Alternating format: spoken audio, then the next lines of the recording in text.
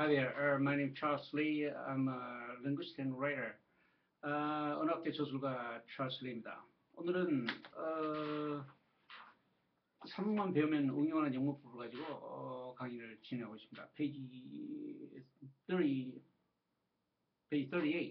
38페이지로 보시면은 이제 한국 사람들이 어려워하는 문법 구조에 대해서 한번 이야기를 해보겠어요. 한국 사람들이 어려워하는 문법 구조는 우리가 보통 그 말하는 to 부정사랄지 그 다음에 종속 접속사 들어간 부사 절이랄지 그 다음에 분사 구문이랄지 가정법이랄지 또 뭐가 있나요? gerund 동명사랄지 많이 있어요. 많이 있습니다. 그런데 이제 이렇게 여러분들이 가지가지로 뭐 각각 다른 이름으로 배우니까 이걸 배워도 이게 뭐지? 또 뭐 해석할 때도 이걸 뭐 어떻게 해석하지? 잘 몰라요. 또 영어로 영작을 할 때도 이런 걸 가지고 영작을 하려면은 잘 되지는 않습니다. 간단한 그 심플 센텐스 같은 경우는 되는데 이게 본문 같은 경우는 잘 되질 않아요. 그래서 제가 이제 그 영어 문법 용어하고 문법 개념을 하나 만들어냈는데 이겁니다. 제가 말한 이런 모든 것을 한꺼번에 배울 수 있는 문법의 개념이에요. 또 이런 것을 한꺼번에 배우게 되면은 뭐가 좋느냐? 영작을 몇 개의 룰을 몇 개의 문법 규칙으로 영작을 할 수 있어요. 또 몇 개의 문법 규칙만 이해를 하면은 독해를 쉽게 할 수 있어요. 자, 그렇게 설명을 하면 여러분들은 이렇게 또 생각하실 거예요. 당신이 뭔데 문법 개념을 만들었다고 그러지? 문법 또 용어를 만들었다고 그러지? 그런 건 나도 할 수 있어. 당신이 할 수 있으면 나도 할 수 있지. 이렇게 이야기하는 사람도 있습니다. 영어를 좀 잘하신다고 생각하시는 분들이. 또 이런 분들이 또 있어요. 그게 어떻게 당신이 만들었다고 알 수가 있어? 당신도 저기 영어 공부를 다른 사람한테 배울 때 또 책을 읽어서 거기서 뭐 저기 배워가지고 뭐 이야기하는 거 아니요? 이렇게 이야기할 수 있어요. 그게 전혀 아닙니다. 지금까지 문법 이런 개념이 없었던 개념이에요. 여러분, to 부정사나 또는 뭐 동명사나 부사, 종속 부사 절이나 또 가정법이나 이런 가정법의 조건절 이런 것들이 한꺼번에 뭉쳐서 뭘로 이렇게 딱 문법 용어로 개념되어 있는 게 있습니까? 없어요. 지금까지 없었습니다. 그러니까 이렇게 앞에 저에 대해서 나도 할 수 있어. 그런 분이랄지 또는 당신은 다른 사람한테 배워가지고 뭐 그런 게 한 거 아니야? 이렇게 한 사람들이랄지 두 사람 다 맞지 않습니다. 그 중에 한 가지를 설명을 해볼게요. 그 중에 한 가지.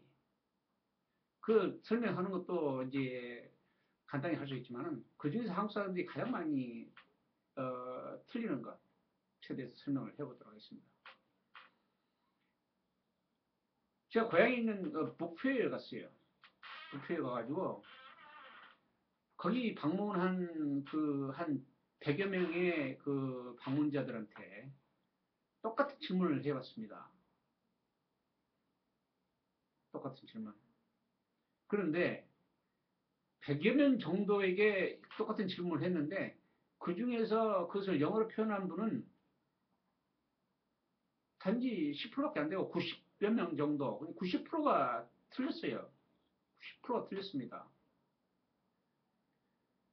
또 제가 이제 뭐 학생한테 또는 일반인들에게 영어를 잘하는지 못하는지 제가 그 이렇게 알아보려고 할 때 이거 질문해 봅니다. 할 수 있는지 없는지. 그럼 대부분 다 판단이 나요. 대부분 다 판단이 납니다. 할 수 있는지 못하는지에 따라서. 그 질문은 간단합니다.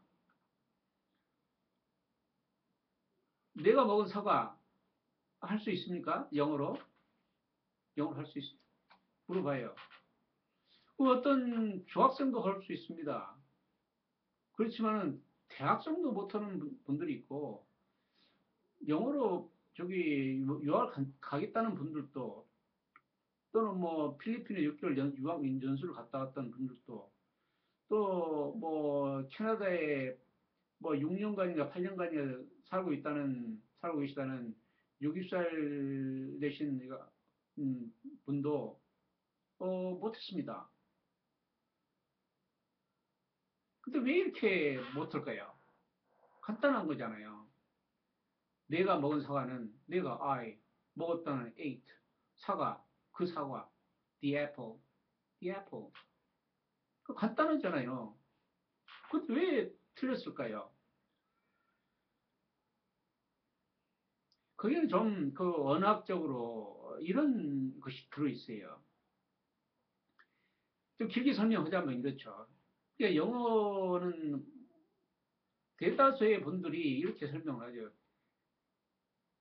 단어나 구나절이나 그 위치에 따라서 의미가 정해지기 때문에 그 위치를 단어의 위치, 구해절의 위치가 중요하다. 중요하잖아요. 그렇죠? 그래서 그 문에서 그 단어의 위치가 달라지면은 의미도 달라지게 마련이죠. 근데 만약 이런 가정을 해볼 수 있죠. 여러분들이 만약 영어가 이렇게 위치가 중요하다는데 영어의 위치를 제대로 우리가 몰랐을 경우는 어떤 위치를 가지고 우리가 영어를 하게 될까? 당연히 한국어가 가지고 있는 그 순서를 가지고 영어에다 적용할 거란 이야기입니다. 그러면은 이런 경우에 틀리게 되는 거죠. 그 내가 먹은 사과를 I ate the apple 하면은 당연히 틀리게 되는 겁니다. 이게 또 하나 중요한 교육적인 것 틀리는 이유가 있어요. 여기에는 지금 관계사라는 것이 들어있는데, 우리가 관계사를 배울 때는 두 가지 문장을 합해서, 관계사를 배웁니다. 이것은 사과야. 그 사과는 빨갛다. 그러면 그 두 개를 합하면 어떻게 됩니까? 그러니까 이렇게 하기로 배웠죠. 좀 더. 이것은 사과야. 나는 어제 그 사과를 샀어. 그러면은 나는 이게 내가 어제 산 사과야. 이렇게 할 수 있죠. 내가 어제 산 사과. 어떻게 해야 됩니까? 그 두 개를 합하면은 that I this is the apple that I bought yesterday. 이렇게 하겠죠. 그런데 이렇게 배우는 방법은 외국의 학자들, 외국의 영어가 모국어인 학자들이 영어 관계사를 가리키는 방법입니다. 그렇게 똑같이 가르치고 있죠. 한국 사람들도 그 책에서 배워가지고 와가지고 그 방법대로 가르치고 있는데 그 방법대로 배운 여러분의 실력 100명 중에서 90명 정도가 간단한 걸 못한다는 얘기입니다. 관계사가 들어간 표현을. 그럼 뭔가 잘못됐잖아요. 잘못됐잖아요. 그러기는 문법을 배우는 목적도 영작을 하거나 독해를 하거나 말하기를 하거나 해야 되는데 내가 이게 어디 산 사과야. 또, 또 내가 이 책이 내가 어디 산 그 책이야. 응? 그 영화 내가 어제 본 영화야. 이렇게 간단한 것을 못한다고 그러면은 문법을 못되게 배웁니까?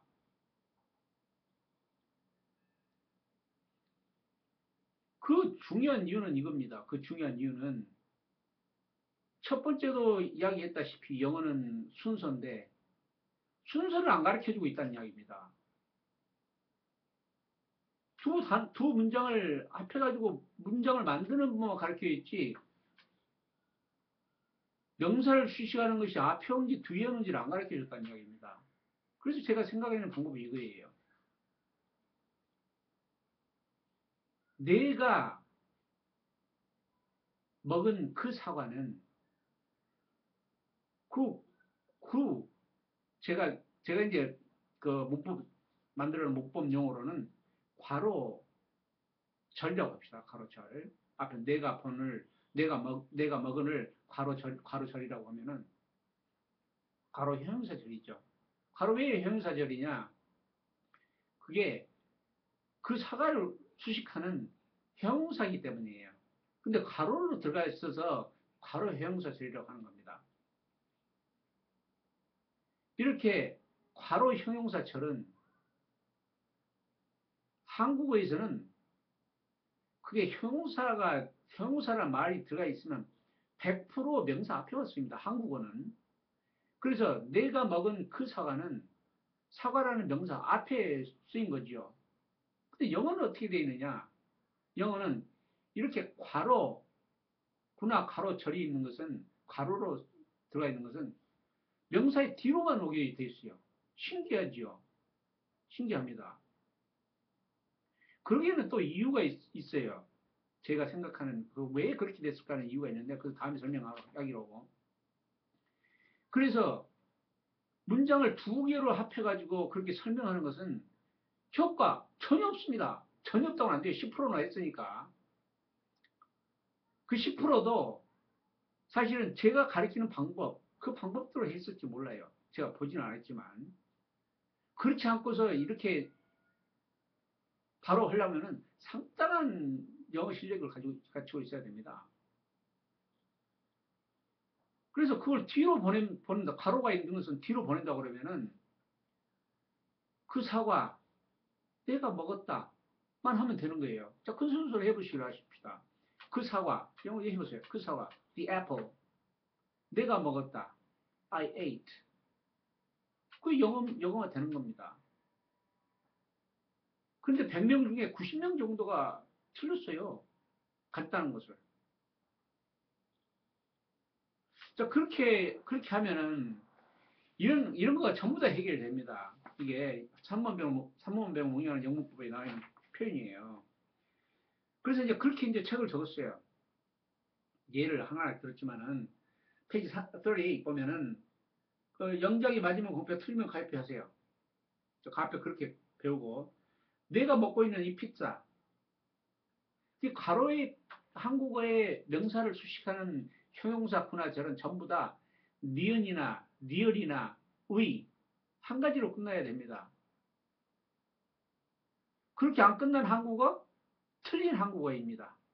틀린 한국어. 예가 생겼어요. 한국어 예가 생겼는데 여튼 99.9%는 니은, 리을, 으로 끝내야 됩니다. 예가 있죠. 새 가방. 이런 것은 관형사형이다 넣는데 여튼 형용사 구, 그 다음에 형용사절은 니은, 리을, 으로 끝내야 돼요. 그래서 내가 먹고 있는 니은으로 끝났죠? 제가 가로를 했어요. 그러면은 내가 먹고 있는 이 피자는 내가 먹고 있는을 뒤로 넣으면 돼요. 그러면 이 피자 내가 먹고 있는. 자, 그 다음에 2번을 보세요. 그것을 먹는 그 동물들 하면은 먹는 이 니은으로 끝났잖아요. 그것을 먹는 그 동물들 뒤에 와야죠. 그래서 영어로는 그 동물들 그것을 먹는 이 되는 거죠. 3번은 커피 콩들을 먹는 그 동물들 그 먹는 또 니은으로 끝났죠? 그럼 커피 콩들을 먹는 이 뒤로 가야죠. 그래서 그 동물들 커피 콩들을 먹는 이 되는 거죠. 4번 보세요. 그 고양이들에게 먹힌 커피 콩들 하면은 이것도 니은으로 끝났어요. 그래서 이것을 영어로 한다 그러면 그 순서는 커피콩들, 그 고양이들에게 먹힌 이라는 거죠. 그 다음에 넘버 5, 5번을 보면 내가 먹을 이 피자 하면은 리얼이 끝났죠? 내가 먹을 이 피자. 내가 먹을 가로니까 뒤로 가야죠. 그래서 이 피자 내가 먹을. 자, 그러면 this pizza that I will eat 이렇게 한다는 거죠. 넘버 6 보세요. 넘버 6. 피터의 정신적인 평가. 그 정신적인 의가 들었으니까 정신적인 평가 피터의 하면 되는 거죠. psychological evaluation of Peter 이렇게 하면 되는 것이죠. 이렇게 공부를 하면은 제가 실험을 해봤습니다. 오래됐지만 초등학교 5학년들, 6학년들한테 이 방법으로 가르쳐 봤어요. 그랬더니 잘합니다. 관계사를 쓴 문장 가지고 저기 한글 적어놓고 영어로 바로 해보라고 해서 다 합니다. 그런데 말이죠. 이 관계사 부분이 얼마나 어려운 부분이냐면은 영어가 모국어인 미국에서 책을 한번 봐보십시오. 영어 책, 동화책이랄지 뭘 보면은 관계사를 사용한 절이 그렇게 많이 들어가 있지 않습니다. 또 어린이들이 사용하는 그 말을 보면은 관계사가 들어간 표현을 그다지 많이 사용하지 못합니다. 그만큼 어렵다는 이야기죠. 그런데 우리나라 말은 보세요. 우리나라 말은 영어의 관계사가 들어간 표현을 니은, 리을, 으로 하는데 유치원생들도 잘한다. 유치원생도 잘해요. 그럼 우리말이 훨씬 더 쉽다는 이야기죠. 이런 면에서는. 근데 사실은 우리나라 말 배우는 것은 영어보다 훨씬 어렵습니다. 만약 한국어, 영어, 중국어 전부 다 백지 상태에서 배운다 그러면 중국어가 제일 배우기가 쉬울 거예요. 그 한자 저기를 알고 있다고 그러면은 그 다음에 영어, 그 다음에 한국어예요. 한국어가 제일 어렵습니다. 변화가 너무 많아요. 변화가. 조사 변화도 많고, 그 다음에 형용사 변화, 그 다음에 문의 끝에서 변화랄지 동사 변화가 너무 많아가지고 한국어 정말 배우기 어렵습니다. 한국어 쉽다는 것은 한글 가나다라 저기 경련 뒷륜을 가지고 발음을 하는 거가 쉽다는 거지 한국어를 전체적으로 배우는 것은 정말 어렵습니다. 또 한국어하고 일본하고 두 개를 대비해 보면 한국어보다는 일본어를 배우기가 더 쉽습니다. 이 부분은 다음에 설명을 하기로 하고 여튼 이게 관계사를 배우는 방법은 지금 우리가 그 외국에서 들어와서 한 방법 이건 비효과적입니다. 비효과적. 증명하지 않았습니까?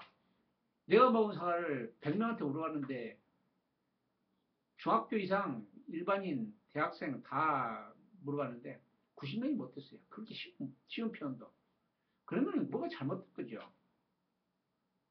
그래서 제가 하는 방법 간단히 2, 3분 배우면은 2, 3분 설명하고 그다음부터 연습 몇 번 해보면은 할 수 있습니다. 할 수 있어요. 차이 나지 않습니까? 차이 나지 않습니까? 오케이. 이런 좋은 방법으로 강기사 절을 배우면은 쉽게 영어를 할 수 있습니다. 자, 쉽지 않습니까? 쉽잖아요.